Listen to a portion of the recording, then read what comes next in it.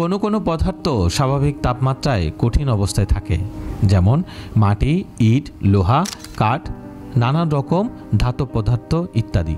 কিছু পদার্থ আবার স্বাভাবিক তাপমাত্রায় তরল, যেমন পানি, বেশিরভাগ তেল, দুধ, মধু ইত্যাদি। কিছু কিছু পদার্থ স্বাভাবিক অবস্থায় বায়বীয়, যেমন অক্সিজেন, হাইড্রোজেন, নাইট্রোজেন, নানা ধরনের জ্বালানি গ্যাস ইত্যাদি। তাপমাত্রা পরিবর্তন করে এইসব পদার্থের অবস্থার পরিবর্তন করা সম্ভব। যেমন পানিকে তাপ দিয়ে যদি উত্তপ্ত করা হয় বেশ কিছুক্ষণ ধরে, একসময় তাপমাত্রা যদি 100 ডিগ্রি সেলসিয়াসে উঠে যায়, পানি তখন পরিণত হয় বাষ্পে।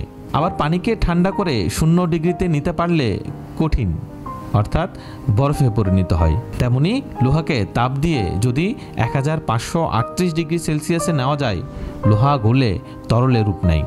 তাপমাত্রা আরও বাড়িয়ে 2861 ডিগ্রি সেলসিয়াসে নিলে লোহার বাষ্প পাওয়া সম্ভব।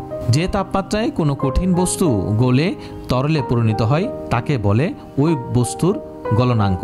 পানির গলনাঙ্ক 0 ডিগ্রি সেলসিয়াস, অর্থাৎ 0 ডিগ্রিতে বরফ পানিতে পরিণত হয়। অন্যদিকে যে তাপমাত্রায় তরল পদার্থ বাষ্পে পরিণত হয় সে তাপমাত্রাকে বলে স্ফুটনাঙ্ক।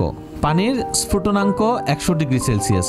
নারকেল তেলেরও একটা গলনাঙ্ক আছে, সেটা হলো 24 ডিগ্রি সেলসিয়াস। তাপমাত্রা এই নিচে নামলেই নারকেল তেল জমে যায়। বাংলাদেশে বেশিরভাগ সময় তাপমাত্রা 25 ডিগ্রি সেলসিয়াসের উপরে থাকে, তাই সাধারণত এখানে নারকেল তেলকে আমরা তরল হিসাবে দেখি। কিন্তু শীতকালে তাপমাত্রা কমে 24 ডিগ্রির নিচে নেমে যায়, তখন নারকেল তেল জমে কঠিনে রূপ নেয়। যদিও কঠিন হলে সেটা বেশ নরম ধাঁচের। আমাদের দেশের অবস্থান উষ্ণমণ্ডলীয় অঞ্চলে, তাই আমরা সহজেই তরল নারকেল তেল মাথায় মাখতে পারি সারা বছরই। কিন্তু শীতকালে জমে যায়, তখন মাথায় নারকেল তেল মাখা সমস্যা হয়ে যায়। তাপ দিয়ে গুলিয়ে মাখা যায়, কিন্তু মাথায় দিলেই তেল আবার জমে যায়, চটচটে হয়ে যায় চুল। সহজেই ধুলো ময়লা জমে চুল নোংরা হয়, তখন খুশকি সহ নানা ধরনের মাথার অসুখ হতে পারে। তাই শীতকালে নারকেল তেল মাথায় না দেওয়াই ভালো।